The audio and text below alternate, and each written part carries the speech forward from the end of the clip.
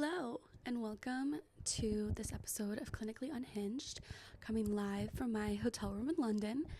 I am leaving in literally 4 hours to go to the airport. I've been here for the past 4.5 days, and I cannot express how amazing this trip has been. And it was something that I was so terrified to do. And we're going to get into that and everything I've learned from this trip and solo traveling and just life updates, because I have not made a podcast in forever. And we're going to also talk about that and the reason why.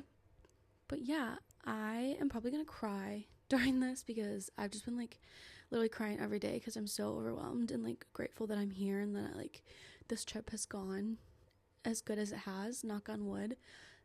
Literally knocking on wood behind my bed right now that getting home goes smoothly. And yeah, I don't even know where to start. The past 4 days have just been so crazy and insane and without sounding super cheesy and cliche, genuinely life-changing for me. So let's get into how this trip started. Basically, back in December, it's now July, I think it was November, I started seeing posts that Noah Kahan and Gracie Abrams were going to be playing in London at BST Hyde Park, which is British Summertime. It's a music festival they do here. I think it's 2 weeks or 2 weekends, and then during the week it's open fair type of things. But it was the first time I've heard of it, and I saw it because I obviously follow Noah Kahan. I'm obsessed with him. I have a tattoo for him. I love his music. I saw it because his accounts were posting about it, and I jokingly told my family, I was no, I'm going to London, and they were no, the fuck you're not. Who are you gonna go with? I was I don't care, I'll figure it out. And Noah and Gracie are my top two favorite artists. But I remember telling my dad when I saw it, I was no, I'm going to London for this, and he was no, you're not. And then the tickets went on sale in December at some point, and I remember it was the day before, and I was well, I'm just gonna look at how much they are. And I set an alarm. I believe the tickets went on sale 3 or 4 a.m. New York time, which is obviously where I live. And so the alarm went off, and I remember kind of rolling over in my sleep. I was no, I'm not gonna do this. Too expensive. There's no way I'm going to London. That's crazy. And then 10 minutes later, I was on my phone scrolling, and I happened to get on the site or in the queue or however it worked out. And I remember the tickets weren't that bad. And I was well, I'm only gonna go if I can get the Gold Circle, which was the closest section to the stage. And I ended up getting VIP Gold Circle, which gives you access to a private area with bathrooms and food and its own entrance. And I remember I within 2 seconds of the tickets, no, it's an exaggeration, literally within 30 seconds though, I'm not kidding, 30 seconds of the tickets going on sale, I bought 2 VIP Hideaway tickets to go to London with no one else in mind. But I was well, I'm gonna get 2 because then I can just have someone come with me. And I literally sat there shaking. I was I can't believe I just did that. I'm going to London. It was not something that had been planned out well. Literally the night before, I just set an alarm. I was I'll just look. And so it was 4 a.m. at this point, and my dad goes to work really early, and so I knew he had just gotten to work, and he has a job where I can call him and he's able to answer if he's not busy in that moment. And so I called him at 4 a.m, and he was are you okay? I was yeah, I just have something to tell you. And this was my first semester of grad school was just coming to an end, and it was rough. And so his reaction was totally valid now looking back at it, but it's still funny. I was you can't be mad at me though. You have to promise you're not going to be mad. And he was oh God, what'd you do? And I was I got tickets for London. And he was you're joking. I was no, I just bought 2 tickets. I'm going to London to see Noah Kahan. And he was oh, Jesus Christ, oh, I can't believe it. And then he was I thought you were calling me to tell me you dropped out of school. And I was oh no, like I'm just going to a concert. And he was like, okay, that's better than what I thought. Like he genuinely thought that I was like, I had enough. Finals just like took it out of me and I was done.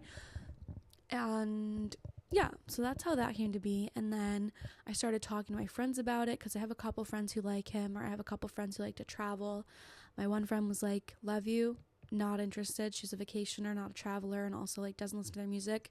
Totally fine. It's a very expensive trip. And then my other friend wanted to go, but we kind of knew she wasn't going to be able to get it off. She just started a new job, and like it was kind of first come first serve for time off, and the concert fell directly on July 4th. So we just kind of knew she wasn't going to be able to go. And then I had another friend who was down to go a couple months, like probably I want to say like March. Her family ended up having another trip planned for like a tournament for her brother. So she was like, I basically like only have a certain amount of time left, like living at home. Like I want to spend time with them. Went with her family instead. And then I had one more friend. We were planning on going. Everything was great until like the night we went to book tickets, she bailed. So I sat there for like 3 days in a complete and utter panic of like, I'm supposed to leave in 3 weeks. I don't have a flight. I don't have a hotel. I've been waiting to book these on someone else's schedule. Like if I knew I was going to go alone, I should have booked it months ago when things were cheaper. And now I'm spending like twice as much on a hotel that I thought I would. I was just very stressed and emotional for a few days. And then there was kind of like up in the air if she was going to go or not, but it was like pretty clear she wasn't. The second I like got the confirmation text that she was like, yeah, I'm not going. The next morning I waited because it was like midnight and I was just like, I don't want to fuck something up and book the wrong thing. Like I need to be clear-minded for this. The very next morning I booked my flights and my hotel and said I'm going to London alone, which crazy in itself to travel like solo. Like that's just a very like overwhelming adventure take on, and it's definitely doable, and I think a lot of people make it scarier than it seems. And the other side of it though was I have not been well. Like so clearly to everyone around me, I have not been well. I literally don't go in a grocery store alone. I like can't really go many places without having a panic attack other than like work and like my friend's house. Like I don't go to restaurants. Like I do curbside pickup. Like I do not like being in public spaces, and that's because of like the stuff that happened back when I was in college with the assault, and just like I don't like people touching me or being around me or feeling like someone could come up and touch me that I don't know. And I've literally been in therapy for like months on and off because I kind of took a little break, but we don't need to get into that right now. For months about this because I have just been like so anxiety ridden for the past 3 years to the point where it literally consumes my life. I have not been able to do so many things and just like put in such a complete panic anytime I'm like not in my own home. So it was kind of scary because I didn't know if I was actually gonna make it on the flight, or if I did make it on the flight, I didn't know if when I would get here I would not be okay and have to like go home immediately. Like my friends were worried, my parents were stressed, even though they like didn't, like they were more stressed about like the safety aspect of me traveling alone. Understandable, but they didn't really like know how much of a bigger deal this has been. And yeah, so the like weeks leading up, like I said, I only had like 3 weeks from when I booked the flight to when I was leaving. I was just like researching like things I wanted to do on like, I had like 3 days to do whatever, and then one day was going to be fully me at the festival. And so I was like making lists, saving places to eat on like TikTok and stuff. And then like 2 weeks before, I kind of shut off a little, and I was like, my friend kept being like, are you packed yet? And I was like, no, like I leave in 2 weeks. She's like, I'd already be packed. Like I'd be so excited. I'm like, yeah, like I'm excited, but also terrified that I was like spending all this money. Because let me tell you, traveling to London is not cheap. It is such an insanely expensive city. And when you're booking trips like not last minute, but like not months in advance, like it's obviously more expensive when there's like less seats available. And you're not splitting it with anybody. I was so nervous that I was going to get here and just like not be able to leave my hotel room.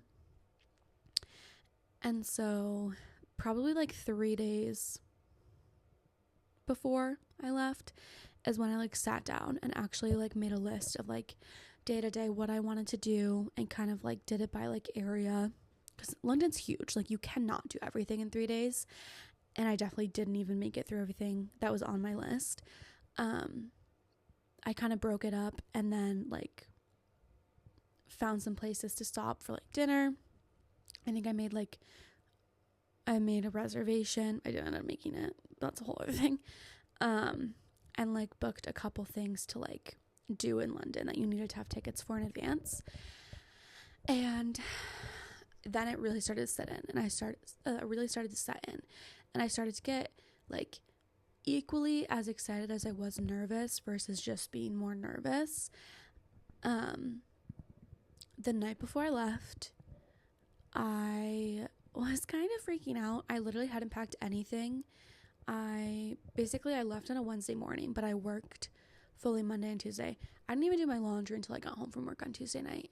Like, I was still stopping at like the drugstore and getting like travel size stuff Tuesday after work, and I had to pack, and I had to leave at like 2 a.m. Wednesday morning to get to the airport. Like, last minute as I possibly could be for this trip, because I was just like so nervous. I was like pushing it off. I couldn't even think about it, or I would like give myself a panic attack. But anyways, Tuesday night rolls around. I am like speed packing and like getting stuff ready. My parents are a wreck. They are like, why aren't you packed yet? Like terrified. They're like, they were just more nervous, and they were making me nervous with how nervous they were. And then I went to bed, I think at like 1:30. I got up at 2:30. Was in the car at like 3, like said goodbye to my dad because he had to go to work, and then my mom dropped me off at the airport, and I like got all checked in, got through TSA, and was sitting at my gate. And the whole like travel day, I basically flew from like upstate New York to JFK, New York City, and then my long flight was New York City to London, which was about 7 hours, a little bit over.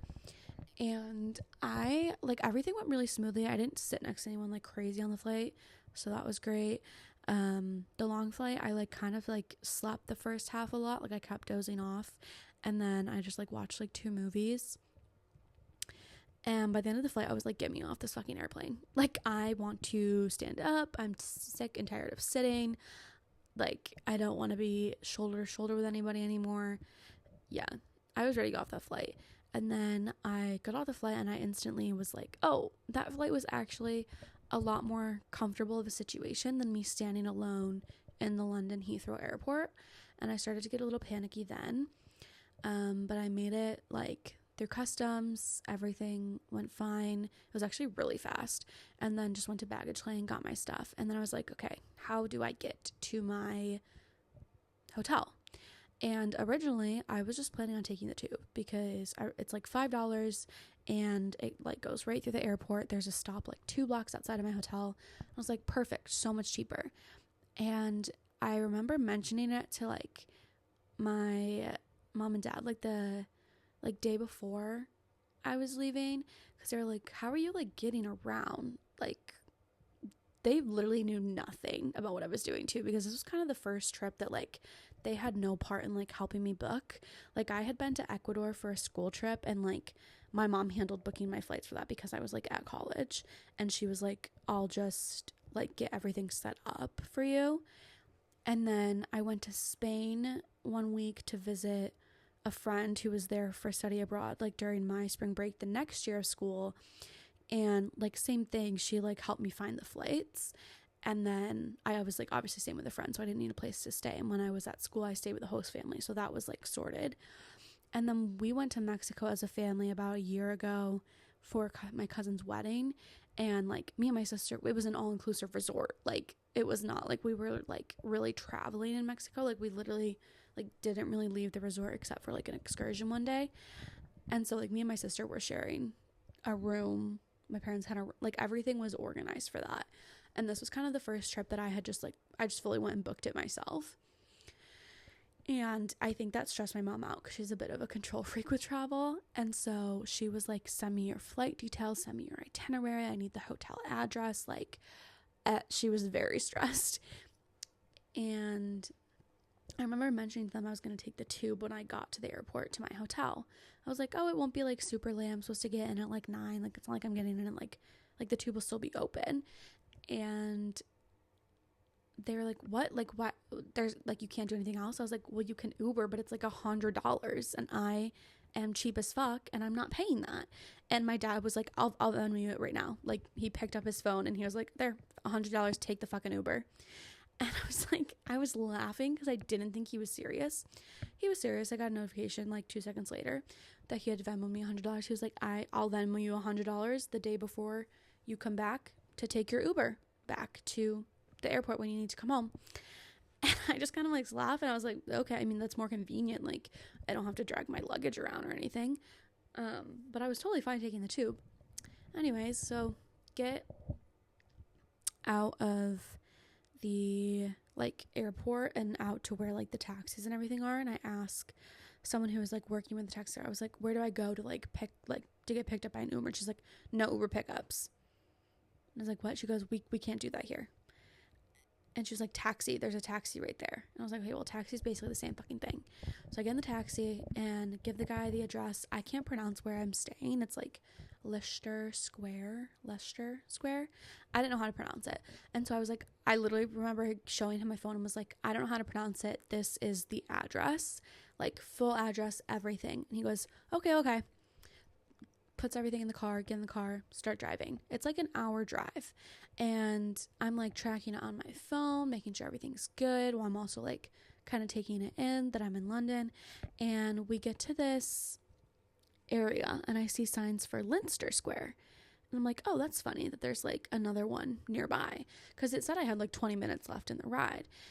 And he like stops. He's like, is it here? I was like, no. And he goes, Leicester Square. I said, no, Lish, like I repronounced it. I was like, there's no N. And he was like, no, you told me the wrong thing. In my mind, I was like, I didn't tell you anything. I literally showed you the address and said, I don't know how to pronounce this. Like, you read it.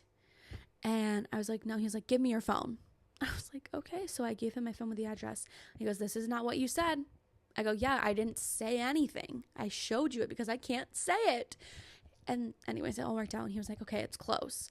So then it drove another like 20 minutes. The Uber ride ended up being like $200, which is fine. Everything's fine. But that was a little bit of a surprise. And then he dropped me off like 5 blocks away in Piccadilly Circus, which is like,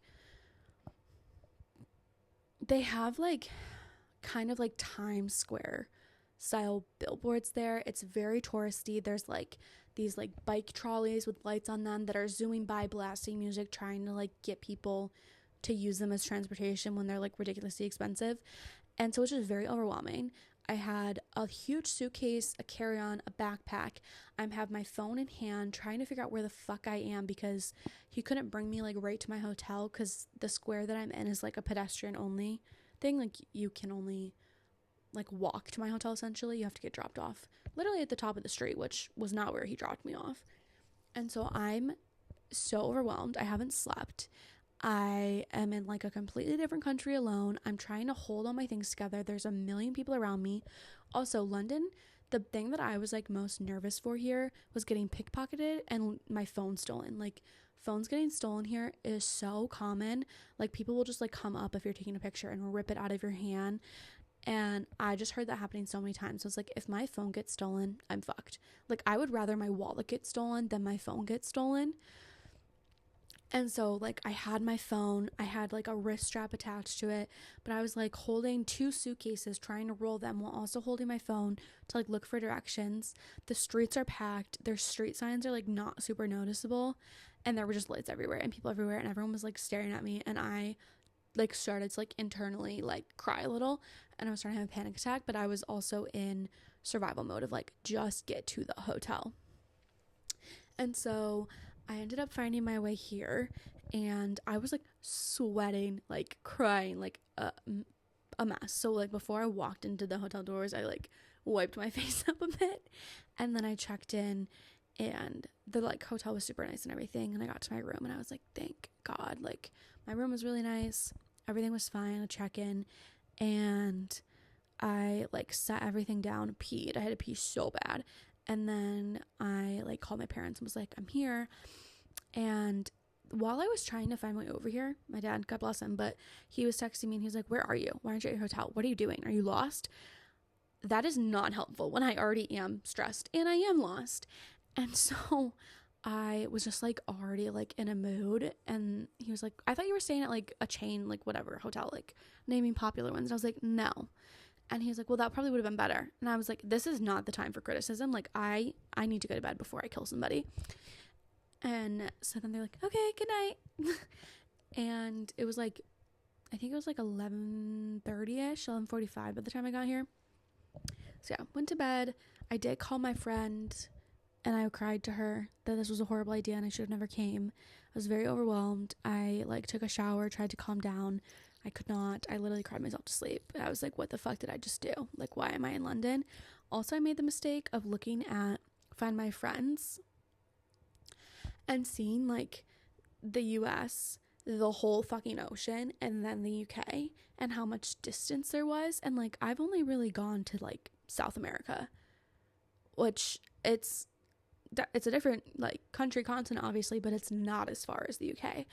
And I like kind of was like, oh my God, I'm so far away. If anything happens, I'm so far away. Like, I got a little freaked out. And then I was like, I just need to go to bed. I like could not fall asleep. I was talking to my friend. She was like, do you have a TV? Like, can you put the TV on and try and watch something? And so I ended up figuring out the TV. I think I literally put on The Big Bang Theory because that was like the only channel I had on here that I like recognized. Everything else was like news. And eventually I fell asleep. And then I woke up the next day and I felt way better. Crash out was over. I definitely was like stalling leaving my room. But I did eventually make it out, and I walked to central London, which was like a 20-minute walk, saw like a bunch of cool buildings, everything. It was also a lot less scary seeing everything in the daylight. Like, it was dark when I got here, and so everything was lit up and there were so many people out. It was very overwhelming. Like, it felt like getting dropped in the center of Times Square and not knowing that you were in Times Square.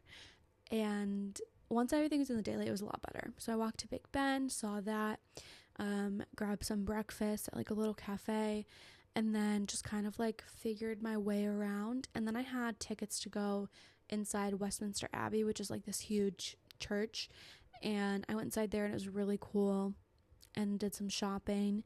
And then it was like kind of like 1 o'clock and I really hadn't eaten other than like I had a croissant when I first got over there, but I hadn't eaten like the whole day prior either because like I was on the flight and the food was nasty, and then I was so overwhelmed when I got here I didn't even go out and get food. So I was hungry, and I found this like cute little pub and I went and sat in there. I was like fine, and I got just like a little sandwich, and then I started like getting really overwhelmed and panicky. And this like big family of like 8 people came in and sat in front of me, and they had little kids, and it was just very loud and chaotic, and everyone was screaming and like banging on things. I started getting like a panic attack, and so I was just like, can I please get the bill? And I paid, and I walked outside, and I was like, I have to go back to my hotel room or I'm gonna start sobbing. And so I went back to my hotel, and I was like, it's honestly fine. I have like 2 hours until my next thing. I had like another ticket for a museum. And I went back to my hotel and just like crashed. I was like, I'm just gonna lay down for 20 minutes, set an alarm. Didn't wake up to my alarm. I woke up 15 minutes before I was supposed to be at this museum. That was like 30 minutes away. I said, I don't need to go to the museum today. I'm just gonna hang out for a minute and calm down, and like, well, I'll do it another day. Because also I had the concert the next day that I had to be awake very early for.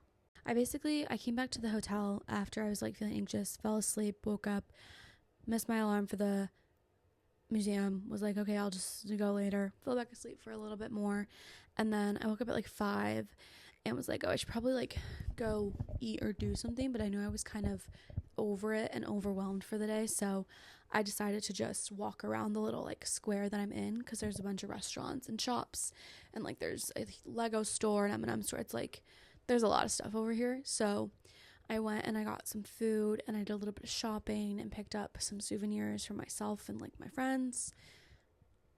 And yeah, that was kind of the first day. And then I got back to my hotel room, showered. I was like talking to my friends and family on the phone. And it was like 10 o'clock and I was like, okay, like I should probably go to bed. So I like hung up with them, tried to fall asleep. Could not fall asleep for the life of me. I was like, could not fall asleep at all. It got to be like 2 a.m. and I was like, my alarm's literally supposed to go off in 30 minutes to go to this concert. There's no way I'm falling asleep. And I was scared to fall asleep at that point for the fact that I wouldn't wake up. So I just started getting ready. And I was like, I'll just take my time and like listen to music, whatever.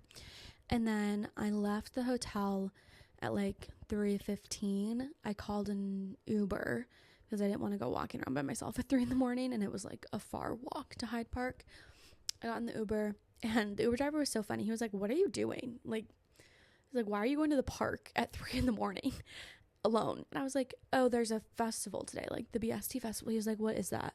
And I was explaining it to him how like a bunch of artists come and perform. It's like an all day thing, and how like I'm psycho, and so I'm getting there really early to be first in line so I can get front row at the concert.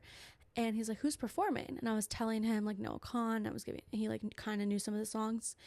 And he was like, so what are you going to do if like there was supposed to be security there like around like 7 a.m. giving out wristbands to the first 150 people so you could leave and then come back at like 11 and get back in line. And he was like, what if you don't get a wristband? And I was like, that I'm just hanging out. And I was like, okay, like good luck. And he was really nice, and he like got me as close as he could, but you still had to like walk once you like got to the park to get into it, because like the outside was open. And like Hyde Park is like, I actually should look this up because I keep saying it, I don't think it's true. It's like kind of like Central Park. Like it's not a little park. It is huge. And I still like walk a little bit. And I was walking this park. It's pitch black out. I'm like kind of skeeved out because I don't see anyone else, and I really didn't think like I was gonna be like the very first person. I thought like maybe top 20 or something, but there were like a couple people on like bikes going by, and then there was a couple people like sleeping on benches, like homeless people. And so I was like just walking to where my like gate was I needed to wait at, and I get there and there's nobody there. Like I'm the first person at the gate. And so I sit down and I'm just like, okay, like someone will show up soon. Nobody. For like 30 minutes, nobody. Then there's like a couple people who start walking, and it was like the VIP gate, and then one of the regular entrance gates was right next to it. A bunch of people kept going to that gate, and I was like, am I crazy, or am I at the wrong gate? Like, are all these people like laughing at me sitting here and I'm not supposed to be here? But I was like, no, I've checked my ticket a million times. This is where I'm supposed to be. So I stuck it out, and eventually, like, after me being there for like an hour and 15 minutes, these two girls start walking up, and they're like, hi, is this like the VIP hideaway? And I'm like, yeah. And they ended up being like two sisters, a little bit older than me, but like super nice. And they walk up and they sit down, and they're like, how long have you been here? We were just talking. And then they're like, are you alone? Obviously I have an American accent to them, so they're like, where are you from? I was like, New York, like I came here for this, blah blah blah. And they're like, oh my god, like if you need to like go to the bathroom or want to go get food at any point, like we'll hold your spot, like don't even worry about it. And I was like, same, like vice versa. Like I was so happy that there were like nice people next to me. And we literally sat there all morning. Like I'm not even kidding, within the first 2 minutes of meeting them, they were like, if you need anything, let us know. And then like they brought a bunch of food, and one of them was like, I have so many croissants, do you want one? They were literally like feeding me. They were like pouring me cups of juice. Like the nicest people I could have possibly sat next to. I was so glad that they were there. Like truly, they were so sweet and amazing. And we sat together all day because security never came to give us wristbands. And so about 9:30 rolls around, and I'm like, where are these people? Like they're clearly not coming to this gate. We knew other gates had already gotten them. Like so confused. And then people with wristbands started showing up to our gate, and one girl, I was front of the line, right? Been there since 4 a.m. I earned my spot as first in line, and we had started numbering ourselves. There were maybe like 25, 30 people in line at this point, and one of the girls I was sitting next to had a marker, and she was like, should we just number ourselves? That way, if people need to go and come back, like no one's gonna argue with them that they were already here. Like we have numbers of like, no, I'm this person in line. I still have the number 1 written on my hand, like because it's permanent marker, and it's like, it's faded, but it's still like you can still see it. So we like had our own number system going. This girl marches up past everyone, says nothing, is staring at her phone, stands in front of me. And I like, wait a minute, I'm looking at the girls next to me, we're all confused. She's just staring at her phone. I'm like, oh, did you like just come from another gate? Like, do you need help with anything? And she's like, no, I'm good. I'm like, okay, but like that's the end of the line. She's like, no, I have a wristband. I'm like, okay, but where did you get that? Because like we don't have wristbands here, and I've been here since 4 a.m. Like, she's like, yeah, I know, but like we went to the other gates to get wristbands so we can leave and come back and be first in line. I go, okay, well that's not happening. Like nobody can give us wristbands. She was like, I don't know what to tell you. They told us like we could go to the front of the line. I was like, yeah, for the gate that you got your wristband at, not any other gate you want to jump the line at. And turns this whole thing, and then a couple more people showed up, and we were trying to figure it out. And then one of them, she was actually very nice. She offered to like go get security and like kind of ask what we should do, because everyone who has been in line since like 4 or 5 in the morning was like, there's no way y'all are just like letting 50 people jump in front of us right now when we've been sitting here for hours. And security ended up coming, and he was like talking to like the head of whoever of the festival, and basically he was like, yeah, that was like our bad, like nobody showed up here to give out wristbands. I was like, okay, that's not my fault, like I showed up here to be first in line. Like I was getting really annoyed because the first girl was very rude. And then the security I was kind of working out, who's like, basically the wristbands mean nothing at this gate, which I did kind of think like, oh, like that's kind of unfair, because like they also got there at like 5 or 6 in the morning and like got wristbands. Like I don't think they shouldn't mean anything, but I was like, they definitely shouldn't just get to pass everyone. Like something needs to be worked out. And so he was like, what if we just like sprinkle you guys in best we can, and then whoever shows up after this is just gonna have to go to the back of the line.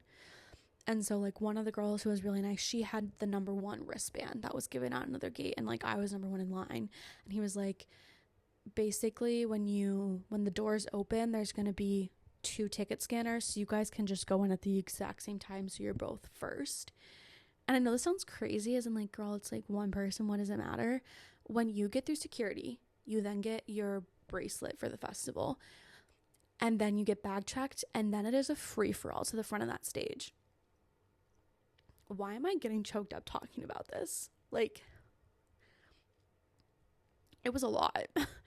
So I was like, I am getting barricade. Like I traveled here all by myself. Like I've been here since 4 a.m. I'm exhausted. Like I've paid so much money to be here, and this is like my one opportunity to see my 2 favorite artists on the same stage, like front row.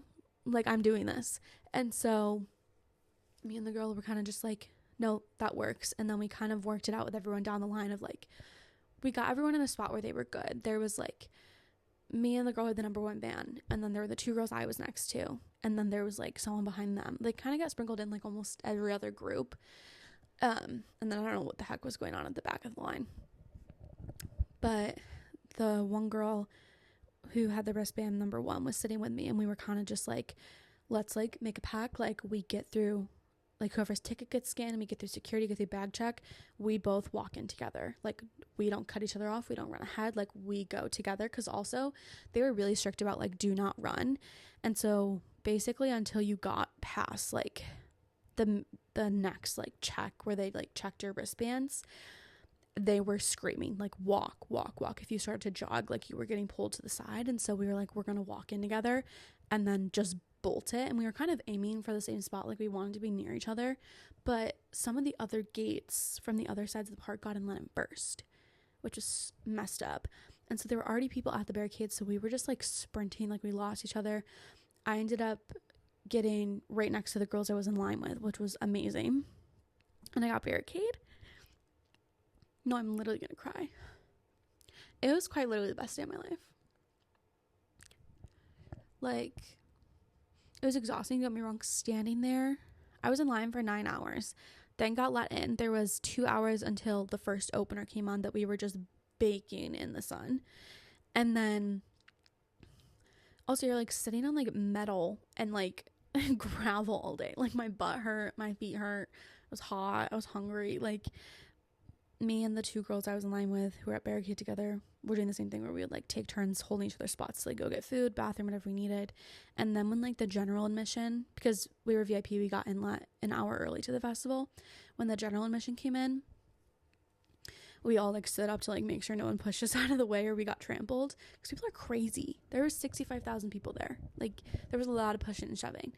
And so then the first opener came on. His name was Hazlitt. He was amazing. I'd never heard him before.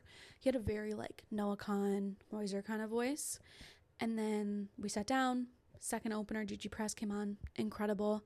And then sat down again. Then Phineas came on, and he was like the first opener I was really, really excited for. And I had a feeling he was going to bring out Ash, because they just started a band together, and they did, and it was awesome. And he's just so good live. He's literally like his sister Billie Eilish. Like, they are both just incredible. And then after that, like, some people started to sit down, and security came over and was standing like, stand up, like no more sitting, like, because there were so many people entering at this point.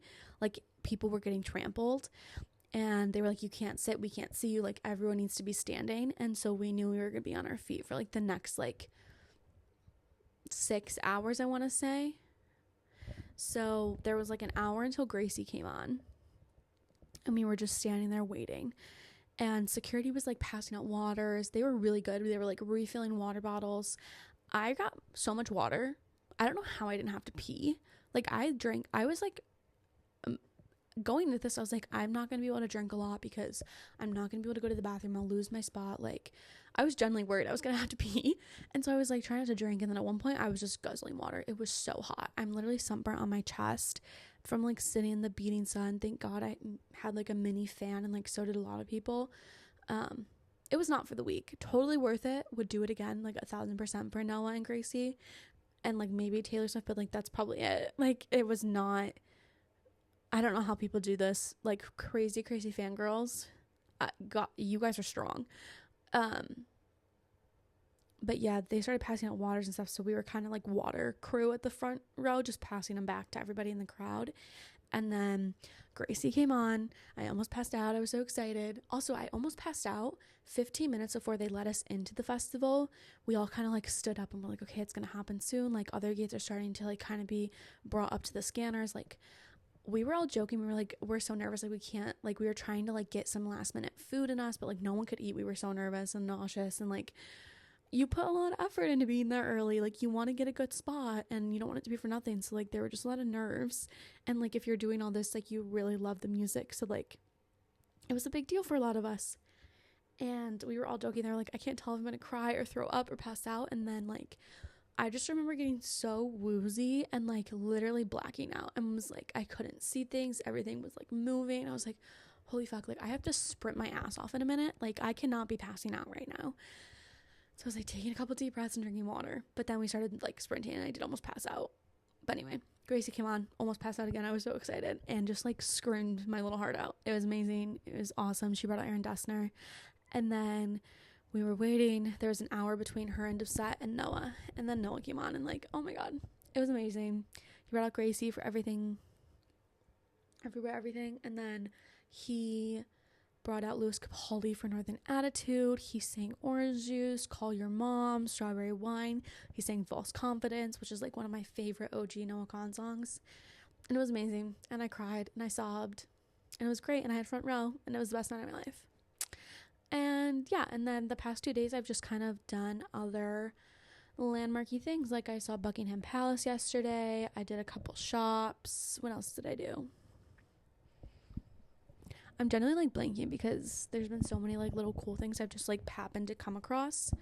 But then, I did Borough Market. That was the first thing I did, which was amazing. I got really good food there.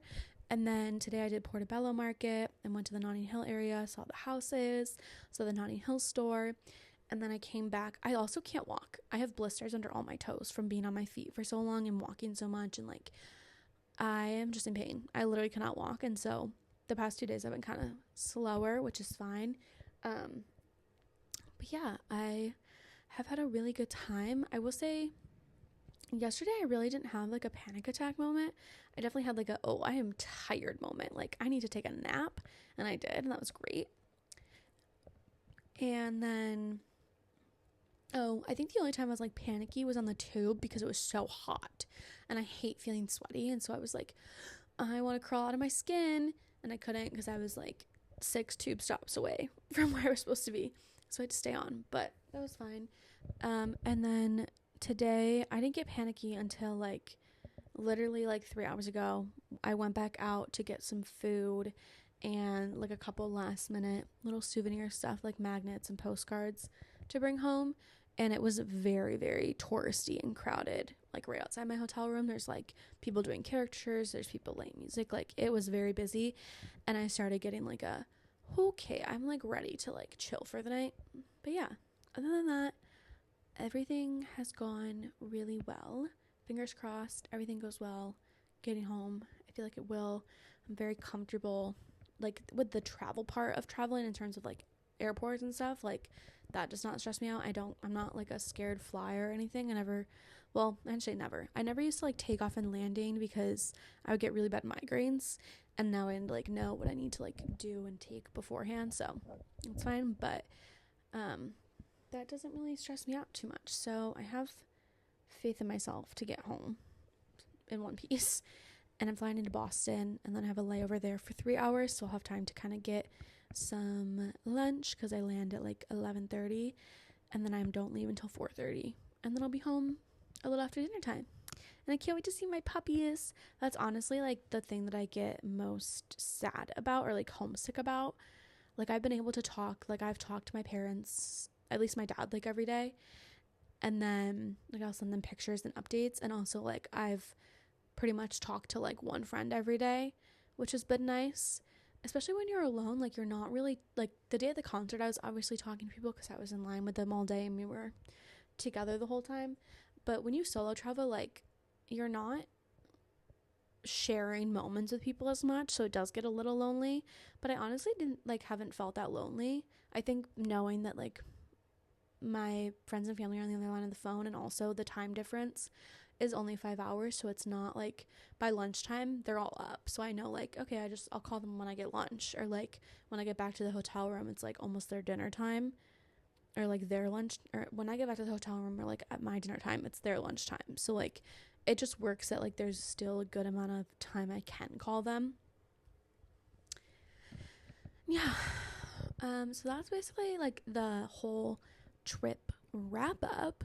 It's literally dark outside. I've been yapping forever, and I'm gonna have to probably cut out a million but I really just wanted to sit here and like talk about it in the moment, which is why I'm extra, and I brought my microphone with me because I knew that I was gonna want to do this if things went well. If I sat in my hotel room the whole trip, this was not gonna happen. But yeah, I don't want to get too cheesy or whatever, but this was honestly like a very big deal, and I'm really proud of myself for how well I've done. I like to my core did not think it was gonna go like this. I like the first night I literally thought I'd be flying home the next day. Like I was ready to get back on a flight. And yeah, I actually really love it here. I think it also helps that like English speaking country, and it's not that different from America. Like there's literally a Burger King on the corner. Like it's a lot of like familiar things as well as new things. And like the language is a lot easier obviously than like if I went somewhere with a different language, which any other time I've traveled like out of the country, the primary language has been Spanish. And like even just using like the metro tube systems, whatever each country calls it, like navigating it in English here is like it's so easy. Like I was nervous, like I didn't do it the first day, one because I didn't need to, but like the first time I went down there I was like okay, I'm like kind of scared. It's so easy. Like do not be worried like if you're going to London. I don't know who's listening to this. If you have a trip to London booked, any of my friends and family, the 3 people who listen to this, it's really easy to get around. People are actually really nice here. Like I would say people who work here are like really nice. Like everyone at the hotel is really nice. People at restaurants are super nice. Even like stores, everyone has been really kind. I will say I also got a little overwhelmed earlier because I was in like one of the touristy souvenir shops, like this huge one, and I was looking for a sweatshirt for my mom, and the people working there kept coming up to me and were like, what size? Like the second I walked up to a rack, I was like, I don't even know what I want yet. Like Luciana was like, I'm just looking. And they're like, okay, but what size? I'm like, I'm literally, I don't even know what one I want yet. Like they were just like jumping down my throat, and it was like I would walk to like one corner of the store and they would do it, and I would be like, okay, I'm like, leave me alone. Not that I would say that, but I would like walk away to go to a different section, and the same thing would happen. Like another person would come up. So it was a little overwhelming. And then there's a lot of tourists here who kind of give you dirty looks. I don't know. I feel like everyone's just trying to avoid being pickpocketed because I like walk around with a stank face because I like don't want to seem too like la la loopy and like friendly because I don't want people to think that they can just like come up and talk to me and pickpocket me. So I think it's like a mix of that. But I really do love it here. And the area I was in earlier, Little Venice, was like beautiful. It reminded me a lot of Boston, which is where I want to move after I finish school. And that was very nice. I just kind of like sat by the water and watched the little boats go around. And yeah, I've had a very good experience here. And now we're going to get into the sappy life lessons part of this episode. So bear with me. Without getting too sappy and emotional, this is probably the first time in like the past like almost 3 years that I have been able to like envision my life past 25. I obviously struggle with mental health. That's why this whole podcast exists. And I had a suicide attempt about 3 years ago. It'll be 3 like this fall. And since then, like, just being very transparent, like the thoughts of that have not gone away. I haven't tried it again. But it's like a persistent thought every day. And since I've been here, it hasn't been. And I know part of that is probably also just like vacation mode and like everything is easier when you take a step away from your reality. And like I know I probably will still struggle to some extent when I get home, but it generally is the first time that like I can like pinpoint things that make me happy, or that I have felt this happy. Like I knew I was gonna love the concert and like I was really excited for it.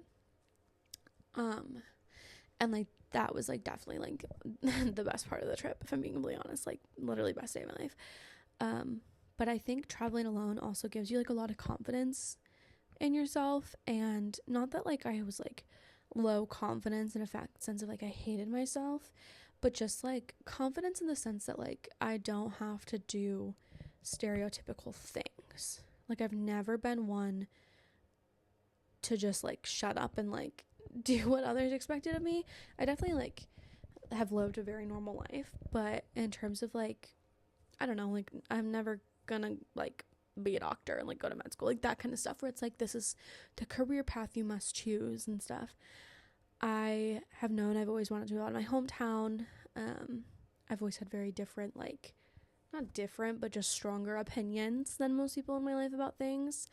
And I think I was getting in my head the past couple months that like it's like who I am is just unrealistic, and that's not fair. Just because I want things different from majority of the people in my life doesn't mean it's wrong or that like it's a bad thing. I know I talk about like wanting to move out of my hometown a lot, and I think some people take it as an offense if they want to stay there. I have no problem if you want to stay there, girly. I've just had literally the worst days of my life in that place, and it's very hard to be happy in an environment that you've been that depressed in. And it's not per se because of the people in my hometown who are still in my life now. It's because of past things. Or like I came back to my home after college when I was like right after my attempt and like literally in the worst shape of my life. It is so hard to like drive the same streets with a different mindset, if that makes sense. I think I've always kind of like felt bad that I wanted something different almost, and because I don't want anyone to take it as like, oh well, you're like your dreams are less than, because it's not. It's like what you want. Like me and my best friend will talk about it, and like she can picture like her white picket fence house and her family, and like that's great, that's what she wants and that's what she's working towards. That terrifies me. I'm not ready for that. I do not want to settle down. I don't know where I want to be. I don't know when I want that. I don't know if I'll ever have that. But I do know, like, I want something different than where I am right now. I think I've just always kind of been, like, quiet about it because people see it as unrealistic. And I've always been praised for my hard work in school and working towards a career and all this stuff. And, like, don't get me wrong, I'm still working my ass off for that, and I still plan to. I think I also just want to still prioritize the other things I love, like travel. I bought this book that I can't show you right now because my like laptop is balancing on it. It has a page on every country in the world, and I found it at this bookstore here, and I'm bringing it back. It's like a big coffee table book. It's like 20 pounds. And I was joking with my dad on the phone. I just burped. I hope you couldn't hear that. Sorry. I was joking on the phone with my dad the day I got it. And I was like, yeah, like, I'm gonna just open a random page and go there. And he was like, uh-huh. And I opened one, and I forget where it was. I think it was like some country in Africa. What was it? What was it called? I just remember there being a picture. It was Africa. Anyway, and he was like, maybe try again. And I landed on like Japan. He was like, oh, I'll go to that one. Yeah, I just realized like I want to travel, and I honestly might take some time off from working at some point, like before I move maybe, and travel and do like a little backpacking trip. I don't know. I haven't really figured it out. But I know that I want to prioritize it more, and I want to stop like focusing so much on next steps. This is so cliche and everyone says it, but like your 20s are your time to like experiment and figure things out. And I feel like I really haven't lived my 20s. This is the first time I feel like I've been living since I've turned 20, because of everything that happened when I was at school and like how unwell I've been. And I really am like trying to take this momentum that I'm feeling from this trip and how like happy I've been, and bring it home and put it into other things. Like, I know when I get home, it's grind time. Like, I need to put my head down. I need to study for my exams so I can get my license, because that's a big part of me also being able to move. So I want to finish my license before I move so I can get like a good paying job in Boston and like be comfortable there and not be super stressed about money, and like be able to live in a safe apartment. And just, I have things I want to do before that happens. And obviously I'm starting, like, my classes are going to start in like a month, which, oh my god, that's actually so scary. I don't like that I just said that. Okay, well, my second year, my last year of grad school starts in like a month. That's terrifying. And like my schedule's going to get really packed. So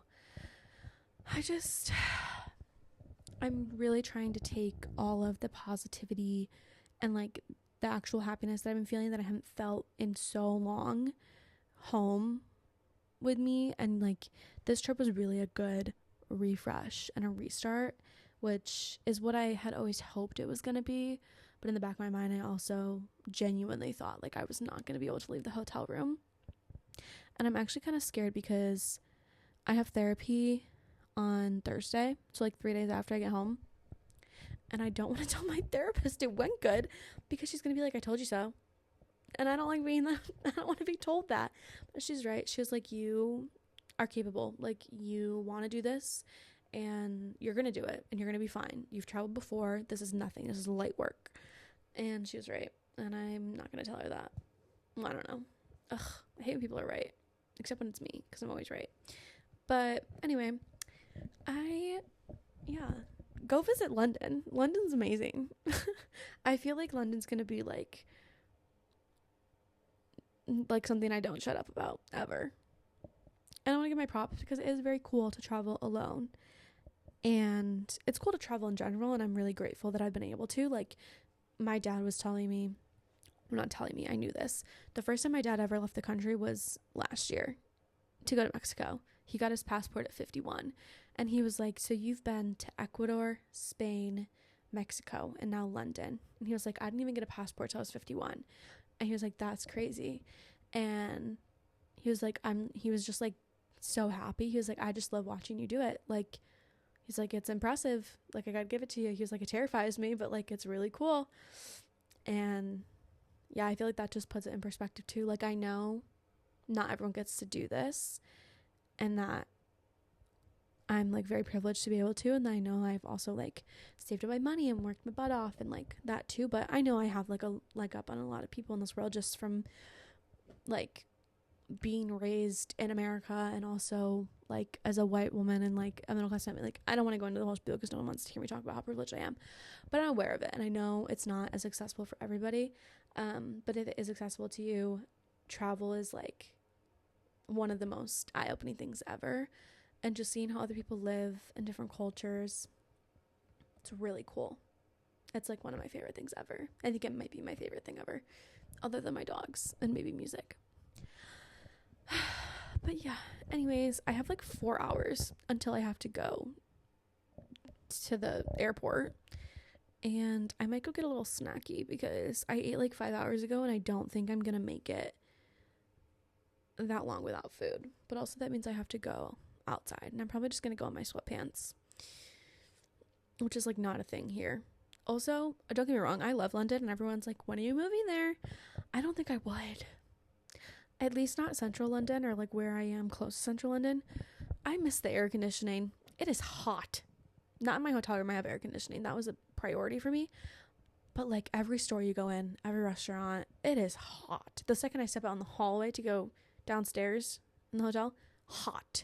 I miss air conditioning. I miss the ice water. I really do. I know that everyone says that when they travel abroad. But yeah, that's all. I don't know what I was saying, but anyway, good night from London. I hope if you're listening to this, you're having a wonderful morning, afternoon, evening, and night, and I will talk to you next time. Bye.